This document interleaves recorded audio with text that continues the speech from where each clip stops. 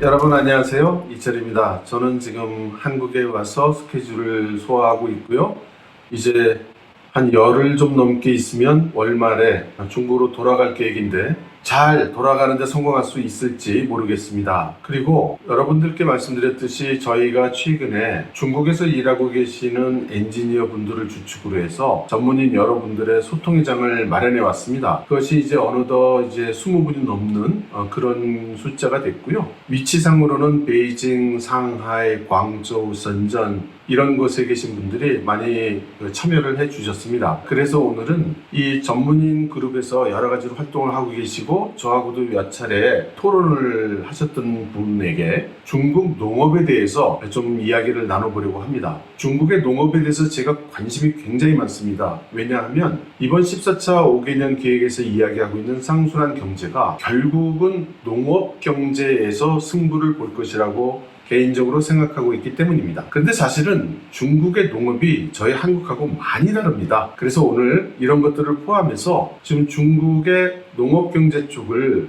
공부하고 계시는 장미애 씨를 여러분들께 소개를 하면서 또 그분에게 중국의 농업에 대한 여러 가지 우리들이 관심을 가진 사항에 대해서 좀 알아보는 시간을 가져도록 하겠습니다. 자, 장미애 씨를 소개하겠습니다. 본인 소개 간단히 해주실까요? 안녕하세요. 저는 중국에서 농업경제를 공부하고 있는 장미애라고 합니다. 장미애 씨는 여기 중국 유학 오시기 전에 한국에서 이 관련된 그런 업계에서 일을 꽤 하신 걸로 아는데요. 네, 한국에서는 농업회사와 식품회사에서 총 10년 정도 근무를 했고요. 한 10년 정도 근무하다 보니까 중국 농업에 대해서 조금 더 전문적으로 배워보고 싶어서 중국 유학을 결심하고 2019년도에 중국 인민대에 유학을 오게 됐습니다. 그러면 실제로 중국에 있는 농업 현장이나 농촌 같은 데도 많이 가보셨나요? 많이라고 하기보다는 근무를 할 때 중국의 몇 군데 지역에 출장은 가봤었고요. 이제 유통업체나 농촌의 상황을 들을 수 있는 그런 부분은 접해본 적이 있습니다. 저희들이 보통 이제 중국에 출장 오면 사실은 뭐 베이징, 상하이 같은 대도시들 위주로 가게 되니까 농촌은 뭐 길 가는 풍경 속의 그림으로밖에 잘 접하지 못하죠.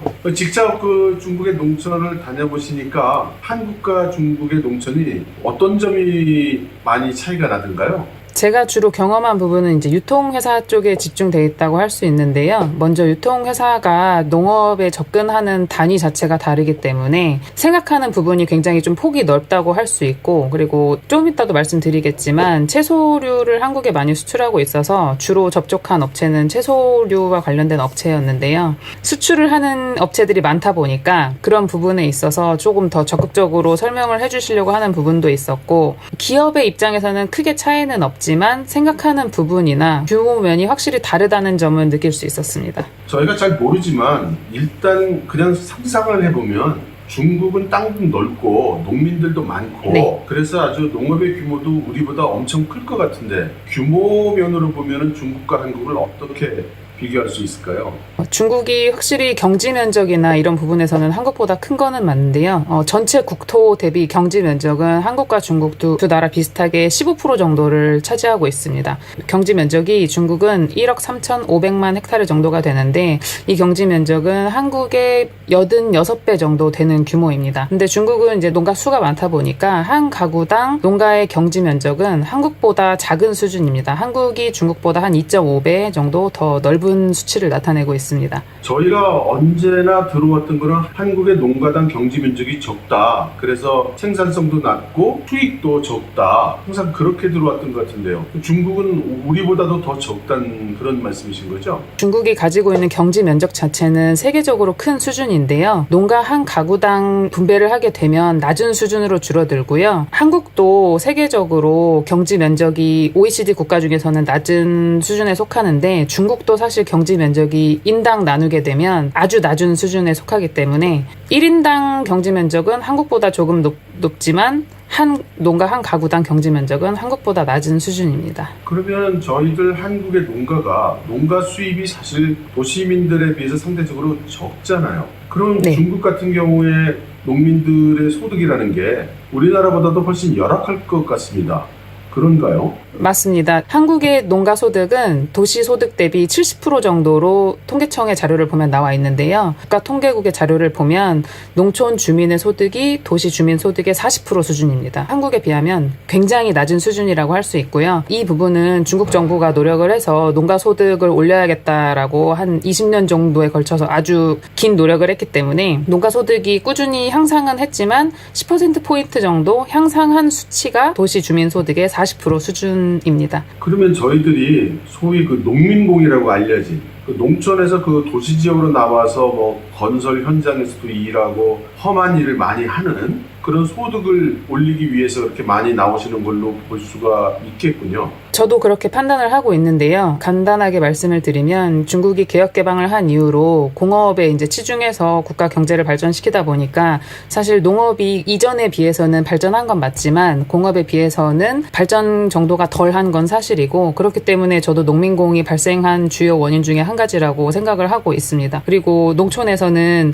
소득이 계속 줄어들고 있기 때문에 정부 차원에서 그래서 더 노력을 해서 농촌의 소득을 올리려고 하고는 있는데 국가 경제가 성장을 할수록 그 부분은 사실 쉽지 않은 부분이기 때문에 아주 고소득의 수준까지는 올라오지 못한 걸로 알고 있고요. 다만 20년도에 이제 국가통계국이 발표한 결과에 따르면 중국의 전 인민이 빈곤에서 벗어났다고는 표현을 하고 있습니다. 그러면 농민공들로 나가는 거는 대개 그 젊은 사람들이 나가고 그러면 농촌에는 뭐 할아버지 할머니 아이들 이런 식으로 남게 될 것 같은데요. 그렇게 되면은 농사를 지을 수 있는 인력이랄까 자원이 더 열악해지는 거 아닌가요?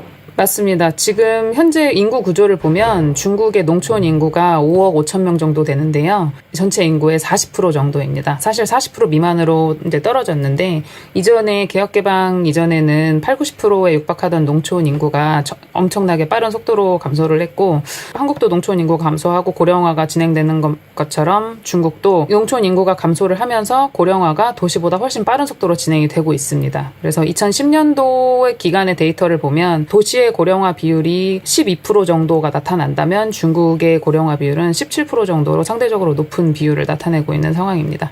최근 들어서 중국의 지도부에서 그 식량 안보를 강조하는 이야기가 좀 자주 나오고 있는 것 같고 또 CCTV 같은 데서도 식량 안보를 강조하는 그런 내용들이 보도가 자주 되던데 이렇게 중국이 식량 안보를 강조하는 또 배경이 있는지 또 중국이 식량 안보에 대해서 어떤 정책을 가지고 있는지 그런 것들을 좀 간단히 소개해 주시면 좋겠습니다. 이 부분은 사실 2000년대 초반부터 본격적으로 시작됐다고 볼 수 있는데요. 중국이 2001년도에 WTO에 가입하고 나서부터 이제 국민의 소득이 증가했고 그에 따라서 식품 소비가 상당히 빠른 속도로 증가하기 시작했습니다. 그런데 중국 내부적으로는 1999년부터 갑자기 국내의 식량 생산이 줄어들기 시작했고요. 2003년도에 같은 경우는 중국이 중요하게 생각하는 4대 작물의 재배 면적이 역사상 처음으로 1억 헥타르 미만으로 떨어지는 경우도 발생했습니다. 소득은 증가해서 소비도 같이 증가를 하고 있는데 국내에서 생산하는 생산량과 재배 면적이 같이 감소하는 문제에 직면을 하게 된 거죠. 그러다가 2008년도에는 기후변화 때문에 세계적으로 식량위기가 발생하기도 했고 많이 알고 계시는 자스민 혁명 아랍의 봄이라고 불리는 이런 부분도 사실 2010년에 우크라이나에 가뭄이 발생해서 밀 수출 제한이 아랍이나 그 중동 아프리카 지역의 빵 가격 상승을 불러왔고 이게 결국에는 자스민 혁명의 계기가 되기도 했거든요. 2000년도에 이런 일들이 발생을 하다 보니까 중국 정부가 이제 정책적인 측면에서는 2008년도에 국가 식량 안보 중장기 계획 요강이라는 걸 발표를 하게 되고요. 거기에 대해서는 식량 자급률, 식량 생산율 이런 부분에 대한 구체적인 수치를 제시하면서 식량 안보에 대한 목표를 제시했습니다. 이전에 정부의 정책을 보면 농가 소득을 향상시켜야 된다든지 그 식량을 생산하는 기술을 향상시켜야 된다든지 이런 내용이었는데 이 식량 안보 중장기 계획 요강을 발표하고부터는 뭐 생산, 유통, 가공, 비상시 대응 대책 이런 부분 전방위적인 내용을 아우르는 정책의 내용을 포함하고 실행해 가고 있습니다. 그리고 그 이후부터는 이제 2009년에는 새로 추가로 식량을 1000억 근을 생산해야 된다라는 식량 계획을 발표하기도 했고 2015년에는 사회주의의 특성이 좀 반영된 것 같은 각 성의 성장에게 식량 생산에 대해 책임을 지우는 성장 책임제를 도입해서 시행하고 있습니다. 그리고 저 개인적으로는 충격적인 사건으로 기억하는 거는 2016년도에 중국이 이제 신젠타라는 농약이나 종자로 유명한 회사를 인수를 했는데, 중국이 종자 산업을 워낙 그 식량 안보에 대해서 중요하게 생각하기 때문에 종자 산업에 투자를 엄청나게 하고 있는데, 신젠타 인수를 한 부분은 저 개인적으로는 굉장히 충격적인 사건이었습니다. 그리고 작년에 같은 경우는 식량 절약 행동 방안이라는 표를 제시하고 식량 안보를 중요시하면서 국가의 식량을 절약하는 방안을 내세우고 국가 차원에서 식량 안보 보장 체계를 구축한다는 이런 목표를 제시하기도 했습니다. 시진핑 주석이 우리 중국 사람들 좀 적게 먹어야 된다 뭐 그런 이야기도 해서 우리나라 뉴스에서도 뭐 많이 보도가 되고 그랬었는데요. 네. 그래서 사실 우리나라에서는 중국 사람들이 워낙 많이 먹기 때문에 중국의 식량이 모자란다든가 이런 것은 좀 생각할 수도 없었거든요. 그런데 지난번 말씀하실 때 사실은 우리가 중국 사람보다 더 섭취하는 식품의 양이 많다 이런 말씀도 하신 것 같아요. 식량은 이제 곡물이나 양곡 부분이 해당할 텐데, 식품 소비량을 양곡하고 육류를 두 가지로 나눠서 보게 되면 양곡의 경우는 중국이 한국보다 2배 정도 많은 141kg 정도를 1년에 1인당 소비를 하고 있습니다. 육류의 경우는 반대로 한국이 중국보다 2배 정도 많고요. 중국은 1년에 1인당 25kg 정도를 소비하고 있습니다. 그럼 저희들이 중국 사람보다 거의 2배 더 많이 먹고 있는 거예요? 육류는 2배 정도 많이 먹는 걸로 이제 통계청의 자료를 보면 그렇게 나오고요. 그런데 사실 육류 소비가 결국에는 육류를 생산할 때 사료가 많이 소비되기 때문에 그 부분은 곡류의 소비를 반드시 생각해야 되는 부분이긴 합니다. 아까 그 종자 말씀하셨는데 어젠가 시진핑 주석이 하이난에 그 시차를 가가지고 이 종자가 식량 안보에 굉장히 중요하다 이제 그런 이야기를 했었고, 또 거기에 대한 그 중화권에서 나온 뉴스를 보니까 중국이 종자 자립도가 뭐 한 20%도 안 된다 뭐 이런 말을 하는 사람이 있더라고요. 매체별로 내용이 조금씩 다르긴 한데요. 중국은 곡물의 수입량, 그러니까 식량 자체의 수입량이 엄청나게 많은 국가고, 곡물의 생산의 대부분의 종자를 많이 수입하고 있는 실정입니다. 중국의 종자 회사는 사실 엄청나게 많은데요. 그 엄청나게 많은 종자 회사가 뭐 미국이나 브라질이나 호주나 아르헨티나 이런 곳에서 생산하는 곡물에 비해서 경쟁력이 떨어진다고 보는 의견도 많고요. 그리고 식량을 워낙 많이 소비하다 보니까 수입하는 종자의 양이 많고, 그래서 아까 말씀드렸던 신젠타의 인수권도 중국 정부가 적극적으로 나선 걸로 알고 있거든요. 그래서 이번에 시진핑 주석이 식량 종자에 대해서 강조를 했는데, 어제 제가 확인한 뉴스로는 신젠타가 이제 중국의 신젠타죠. 중국의 신젠타가 이탈리아의 채소 종자로 유명한 종자 회사를 인수하려고 했는데, 그 부분이 지금 이탈리아 법원이 안 된다고 판결을 낸 걸로 나왔거든요. 그만큼 중국은 아주 적극적으로 종자 산업에 투자를 하고 있고 종자를 정말 중요하게 생각하고 있는 것 같습니다. 어쩐지 그냥 저희들이 그 경제적으로만 서방 세계와 중국과의 갈등이 일어나고 서로 경쟁하고 이렇게 알고 있었는데, 눈에 보이지 않는 곳에서는 이제 농업 분야에서도 종자를 놓고 서로 경쟁하고 그러고 있는 거군요. 네, 그렇습니다. 그러면 중국이 이런 식으로 식량 안보를 갖춰가야 되고, 그러면 지금처럼 뭐 시골에 가보면은 젊은이들은 농민공으로 떠나 있고 노인과 아이들만 있는 이런 상황에서 중국의 농업이 발전할 수 있나요? 중국의 농업에 대해서도 뭔가 좀 큰 정책이나 변화가 일어나고 있기는 한 건가요? 중국의 정책을 보면 특히 2010년대에 강조된 부분은 농촌 진흥을 많이 강조를 하고 있는데요. 농촌의 인구가 줄어들고 농촌의 경쟁력이 약화되고 있다고 판단을 하기 때문에, 농촌의 경쟁력이 약화되면 식량 생산이나 식량 안보에 문제가 있다고 중국 정부는 판단하고 있는 것 같습니다. 그래서 농촌에서 결과적으로 소득이 줄어들고 경제적인 활동이 어렵게 된다면 결국에는 사람들은 전부 다 도시로 떠날 수밖에 없기 때문에, 그래서 중국은 조금 더 농촌 진흥에 적극적으로 하고 있고요. 그러면서 동시에 식량을 워낙 중요하게 생각하는 국가다 보니까 식량 안보와 종자, 식량 생산량, 자급률 이런 부분을 같이 항상 당 중앙 1호 문건으로 중요하게 발표하고 있습니다. 그러면 중국이 그동안 추진해왔던 정책 중에 하나인 도시화 정책이라는 것도 있었잖아요. 농촌을 도시로 이렇게 만드는. 그럼 지금 네. 말씀드리면 그 정책하고는 서로 상충이 되는 거 아닌가 그런 생각이 좀 드네요.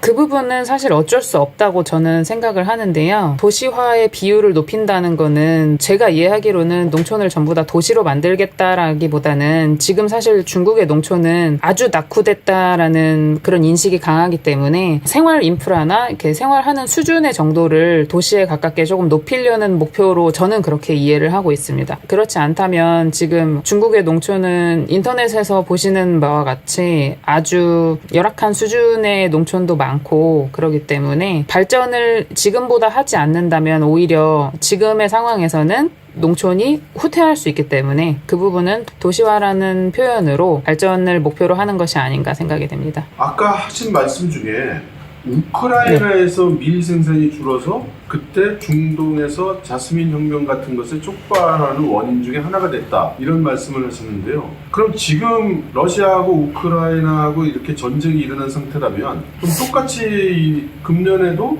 그런 현상이 파급 효과 이런 게 일어날 수 있는 건가요? 이 부분은 제가 특히 최근 3년간 데이터를 보면서 좀 비교를 해봤는데요.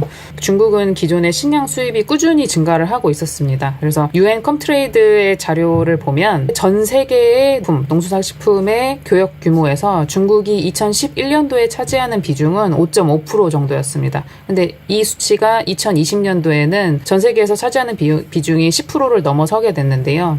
중국은 해마다 식량 생산이 증가하고 있다고 보도를 하고 있는데 사실 그 식량 생산량의 증가량을 보면 해마다 증가량은 1, 2% 정도입니다. 그래서 식량 생산의 증가량이 생각보다 많지 않고 소비가 늘어나고 있어서 식품이나 농산물의 수입이 크게 증가하고 있는 상황이고요. 중국의 관세청 격인 해관총서의 데이터를 보면 중국이 최근에 특히 2020년도에는 전년 대비 농수산식품 관련해서 수입 금액이 20%가 증가했고 작년도 같은 경우는 27%가 증가했습니다. 굉장히 많은 비중이 증가를 했는데 많은 분들께서 아시다시피 최근에 식량 가격이 올랐다고 알고들 계신데 이게 식량 가격이 오른 영향도 있겠지만 양적으로 보더라도 굉장히 많은 양의 수입을 해왔거든요. 그래서 옥수수 같은 경우는 2019년 대비해서 2021년이 6배가 증가를 했고요. 밀이나 보리 같은 경우도 3배 정도 증가를 했고 옥수수의 대체용으로 많이 사용되는 수수 같은 경우는 11배가 증가했습니다. 수입량이 굉장히 많이 증가를 하고 있고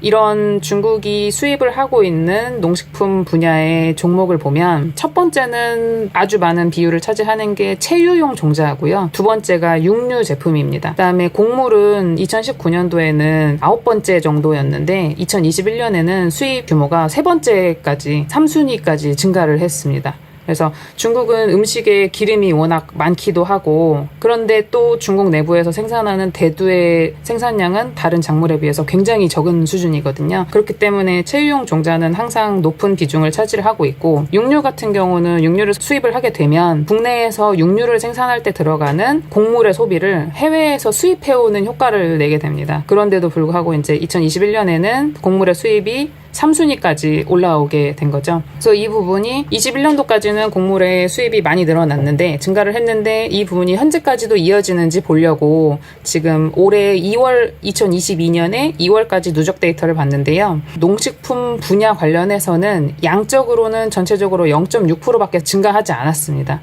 근데 금액이 28% 정도 상승을 했습니다. 이거는 이제 식량 가격이 많이 올랐기 때문이라고 보는데 사실 국가별로 특히 중국이 유지류나 곡물, 육류 이런 부분을 수입하는 국가를 보면 이 국가에 한해서는 작년보다 33% 정도가 증가한 걸로 규모가 나오고 있습니다.